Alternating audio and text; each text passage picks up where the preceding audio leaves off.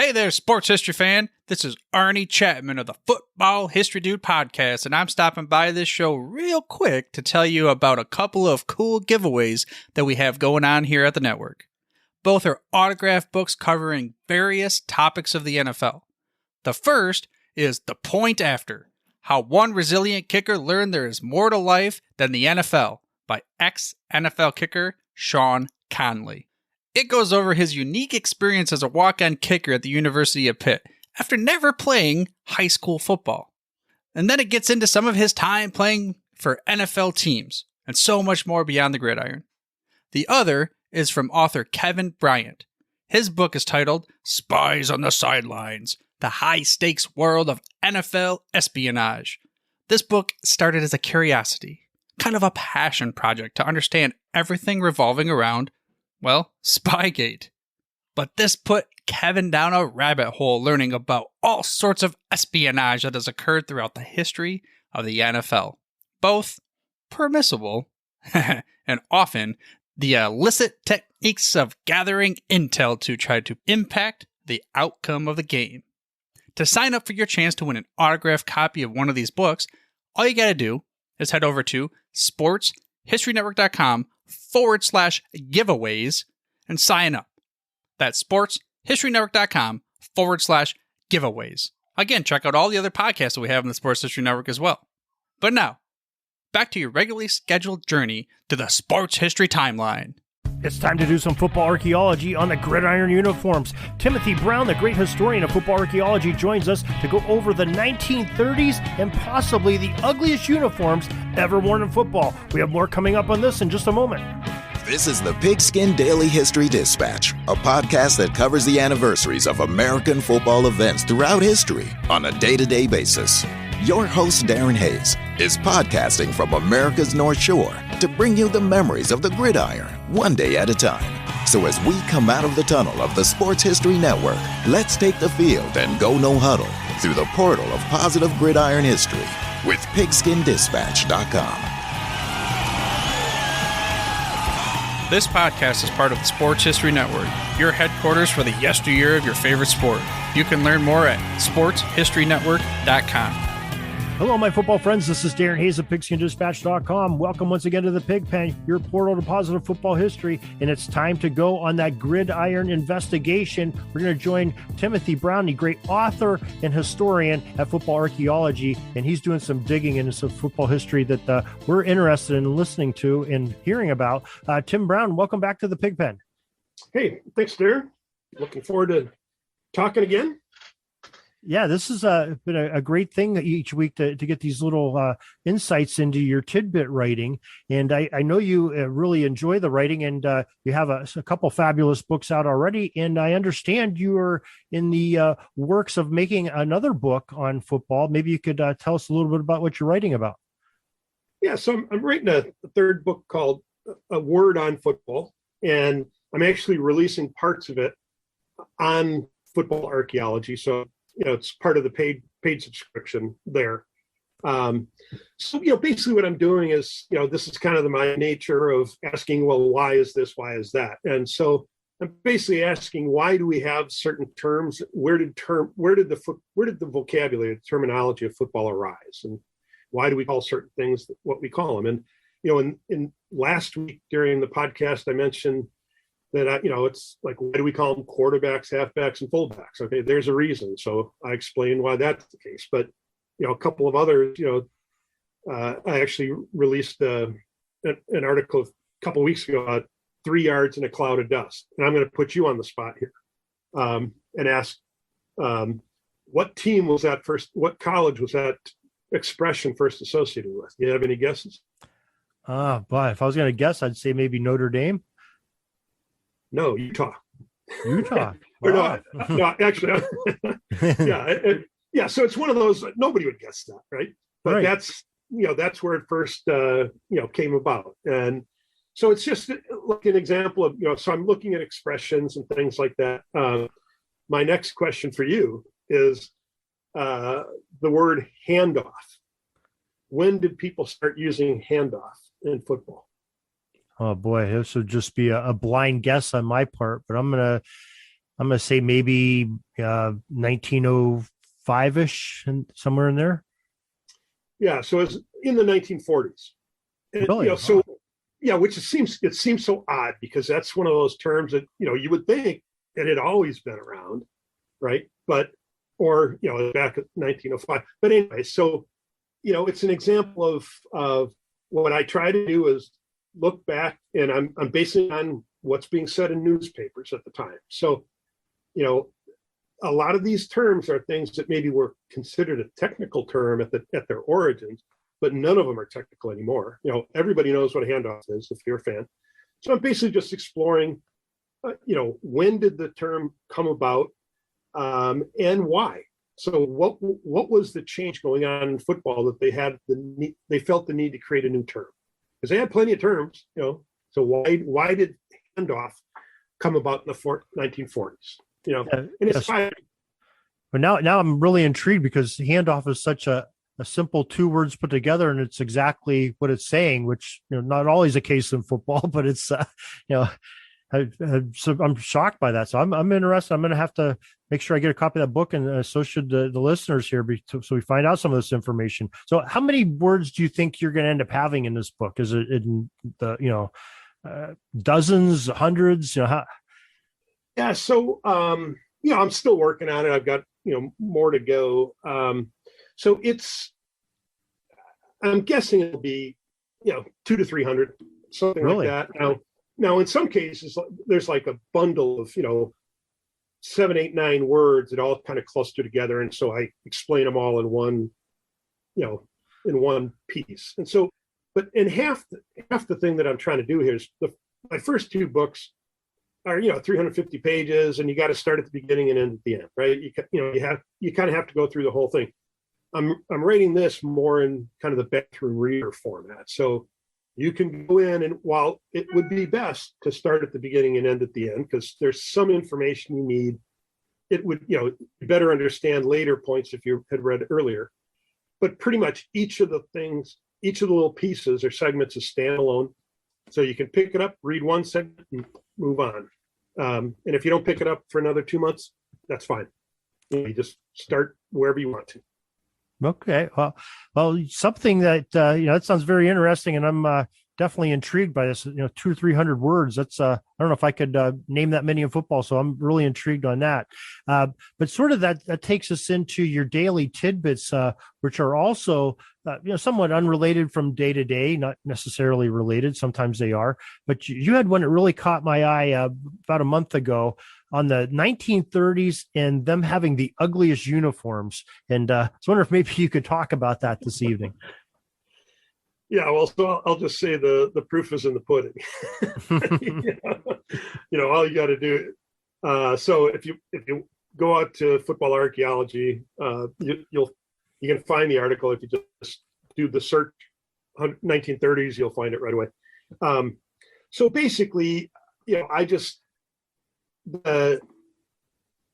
thing about the 1930s uniforms is there were just stripes all over and all kinds of color schemes and combinations and stripes on the helmets and on the pants and on the back of the pants and all over the place. And so, I just think they're just painfully ugly, many of them.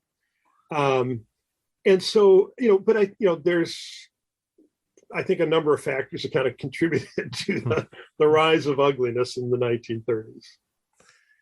Okay.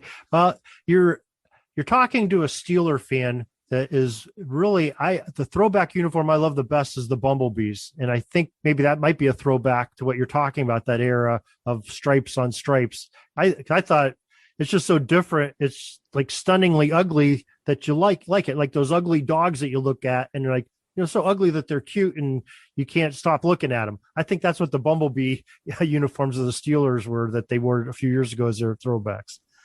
Well, yeah. And so, I get this is so odd that it's good. I get that argument. And even, anybody that is a CFL fan at all, the Calgary Stampeders, they have these shoulder stripes that are totally 1930s. but they look great. It's a great looking uniform. But at the time, anybody had those kinds of uniforms, they were ugly as anything. Ohio State had uniforms like that back in the 30s that are just horrible.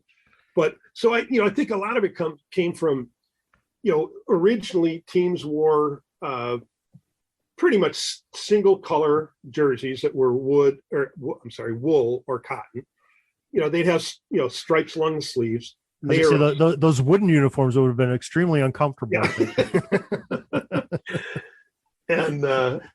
Yeah. So anyways, and then their pants were made out of moleskin or canvas, so cotton that didn't dye well. And everybody wore pants that were some kind of earth tone, mustard or something. So they were just pretty blah uniforms. And then in the 20s, they started using silk, especially for pants, because all this cotton stuff got really heavy especially when it got wet. So the silk uniforms were more form-fitting and they didn't absorb water. And so, they just wanted to be faster and slimmer looking and everything. But the other thing about the silks was they could be dyed more easily and in brighter colors. And so I think it was 1926, as far as I can tell, Long Island University wore blue pants, and they were the first ones to wear something other than an earth color or earth tone color pants. And so then as time evolved, they started doing more with cotton or different kinds of cottons, one called Durine that also then started. 30s is when some of the synthetic fabrics were coming out. So all of a sudden they were able to dye uniforms in ways they never could have before. And they also could combine and, stitch together different knits. So it was kind of like, they had a tool, so they wanted to use it. And so, I've got some things from old sporting goods catalogs that are just, showing 7, 8, 9. In fact, a couple of them are in that article, showing the different combination that they had, that they're just painfully ugly. That's it. I know that's a value judgment, but I'm right on this. No, you are, because especially because you wrote that article, it was back on your old site, and then you revamped it with I believe it was like a Goldsmith advertisement you're talking about, exactly. Where there's probably like a dozen examples of the color uniforms and the combos, and you're right, they're pretty hideous, some of them. There's some really awful, I don't know who chose putting some of those colors together, but it really wasn't good. Well, and the other thing that was that it started in the mid-teens, football uniforms started having friction strips on them. And some people call them, there's about half a dozen names for those things, but basically, kind of the iconic photograph of Red Grange with the vertical stripes on the front of his jersey. That's what those friction strips are. And they were some form of, sometimes they were leather, sometimes there were, some kind of modified canvas, but they were intended so that you could hold the ball to your body better. So they were functionally oriented, and the original ones were just like squares or ovals on the front of the jerseys. And then they started going like to the vertical stripes, like in Grange's photo. Now, was that because that they were using the silk material, that it was slippery? Is that why they were putting the friction? No, it started when they were still using cotton and cotton and wool. So the silk really initially was just on the pants, not so much on the jerseys. But it was just, I think somebody discovered or realized that if you had something with a little bit rougher texture or kind of an adhesive texture, somebody could hold the ball, so that they would put it on the forearms and the bicep, and then on the front torso. Just trying to reduce fumbles. Well, it ended up, it actually looked pretty menacing and pretty cool to the uniform. Some of those, like Grange's uniform that you're talking about, those Illinois uniforms, they were tremendous, if you look at them. And so like those I think are cool looking, and there were in one of my books, I've got a picture of, I discuss, friction strips, and I've got a picture of Furman's team, and they had like an archery logo. It's like a target looking thing. A dot, a middle dot, and then 2 or 3 circles around them. Other teams would have these intricate patterns with like the letter, if it was Minnesota or north, south, or whatever, they'd have like a big letter there, and then other little patches of cloth in these kind of geometric patterns. So there was all kinds of goofy things. And so, those are kind of cool, but I think that kind of gave some of these uniform designers the license to create these things in the 30s that, turned out to be hideous. Now, do you think that the sort of had an evolution of these friction strips, which, from afar look like stripes, and the pattern of the jerseys themselves, the creators of the jersey started putting stripes that weren't friction strips. Do you think maybe that's what sort of morphed into some of the stripes that we see today, on like stripes on sleeves and things like that? Yeah, I don't think it was so the sleeve striping, to my knowledge, never served any kind of functional purpose. It was just, it's pure aesthetics. When I think of stripes, so there's stripes on sleeves and there's stripes on shoulders. So on the shoulders, to me, the iconic one is UCLA. I just think they've got beautiful uniforms anyways, but that never served a functional purpose.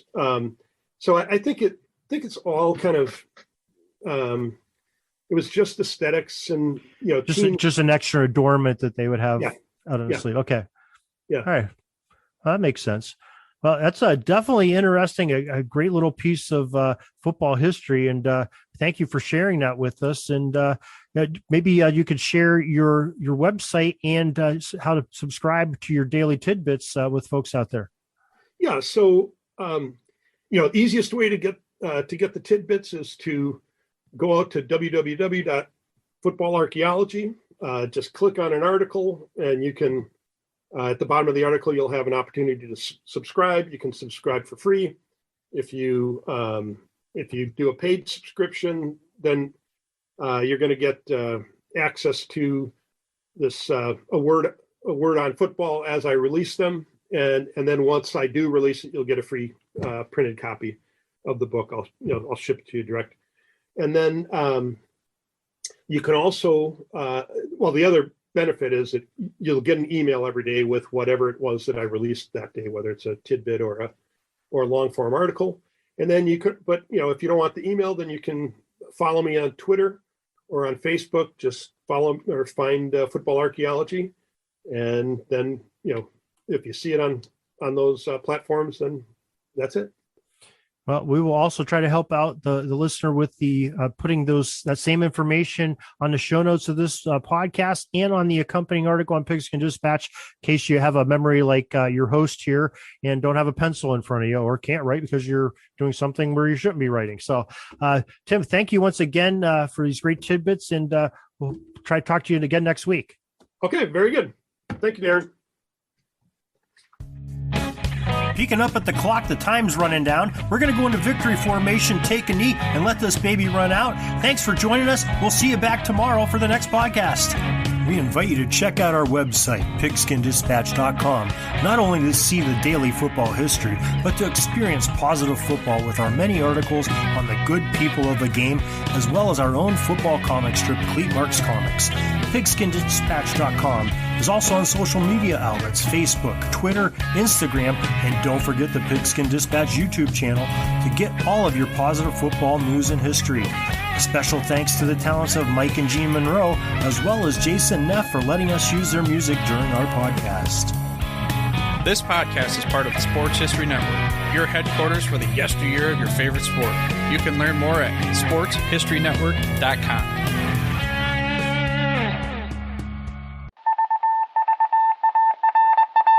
It was just another ordinary day in the offices of the Pittsburgh Guardian newspaper circa 1924. But for Marla Delft, assistant editor, everything was about to change. For she was about to discover the awesome attractiveness of Row 1 brand retro sports paraphernalia items thanks to Orville Mulligan, sports writer. And there it is. Wow, Orville, that's really the bee's knees. Isn't it just? A poster-sized replica of the actual 1909 World Series program cover. I can see that. But where did you get it? And where'd you get it framed? I ordered it from the Row 1 website, where over 6,000 items of sports memorabilia from the 1880s to the 1990s are available for reproduction, in multiple sizes and in several different materials, with over a dozen styles of frame to choose from for prints like this. Well, I'm sure Mr. Delft would love to put up more of these in the office. But I'm equally as sure they're beyond this newspaper's budget. Not at all, my dear Marla. See for yourself. Go to sportshistorynetwork.com/row1. sportshistorynetwork.com/row1. Oh my, these are good prices. Oh, and look at this stuff.